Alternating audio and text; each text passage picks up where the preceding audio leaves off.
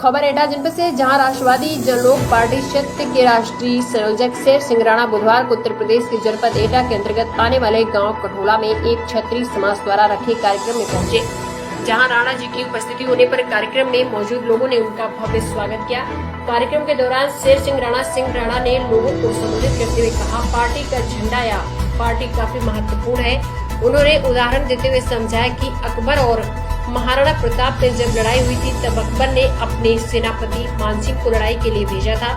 उनके साथ लड़ने के लिए 50,000 राजपूत सैनिक भी गए थे। वहीं महाराणा प्रताप ने अपने सेनापति मोहम्मद हकीम को लड़ाई के मैदान में भेजा, जिसके साथ मात्र 25,000 मुस्लिम सैनिक थे। उन्होंने बताया कि मानसिंह के साथ भले ही 50,000 राजपूत सैनिक लड़ रहे थे और अगर वह जीत भी जाते तो जीत अकबर की कहलाती, न कि क्षत्रियों की। भले ही महाराणा प्रताप की तरफ से उनका सेनापति हकीम लड़ रहा था, जिसके मात्र 25,000 मुस्लिम सैनिक थे, फिर भी जीत अगर महाराणा प्रताप की होती तो जीत क्षत्रियों की कहलाती।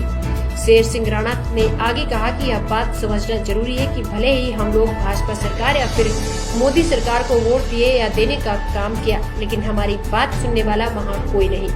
आज हमारे युवा पढ़ लिख कर बेरोजगार है। मौजूद सरकार पर हमला बोलते हुए राणा जी ने कहा कि आज एनडीए में 47 घटक दल है। मोदी सरकार क्षत्रिय के लिए अगर कुछ करना भी चाहती है तो इसका विरोध होता है, इसलिए हमें भी सरकार में अपनी भागीदारी सुनिश्चित करनी होगी, तभी जाकर हमें हमारा सम्मान मिल पाएगा, जिसके लिए हमारे क्षत्रिय समाज के युवाओं को आगे आना होगा।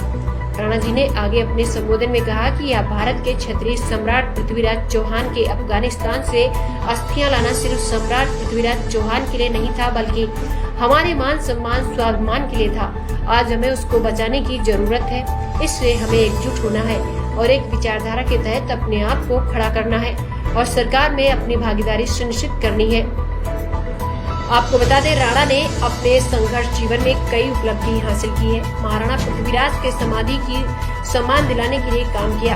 अफगानिस्तान के गजनी में पृथ्वीराज चौहान की अस्थियां अपमान का दंश झेल रही थी, जिनको तिहाड़ जेल से फरार होकर कई देशों के रास्ते वहां पहुंचे और उनकी समाधि को वहां से लाकर भारत में पवित्र गंगा में विसर्जित किया था। इस दौरान कार्यक्रम में एटा जिले के राष्ट्रीय जनलोक पार्टी के जिलाध्यक्ष ठाकुर लक्ष्मण सिंह चौहान, ठाकुर पवन सोलंकी, जिलाध्यक्ष क्षत्रिय समाज एकता ट्रस्ट युवा मोर्चा व बड़ी संख्या में राजपूत समाज के लोग उपस्थित रहे। एटा जनपद से सत्यवान सिंह चौहान की रिपोर्ट।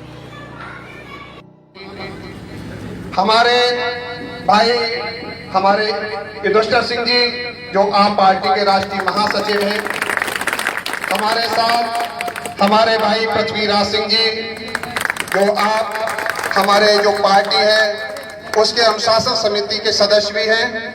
हमारे साथ में भाई संजीव तोमर जी जो आप राष्ट्रवादी जनलोक पार्टी के प्रदेश सचिव हैं।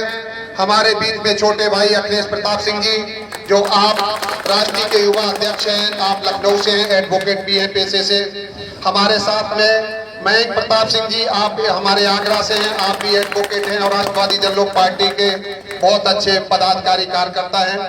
हमारे साथ में जो हमारे भाई लक्ष्मण चौहान जी जो इस कार्यक्रम का, और पवन सोलंकी जी जो आप भाइयों ने साथ में हमारे भाई अनिल सोलंकी जी, आप सब भाइयों ने जो इस कार्यक्रम का आयोजन किया है।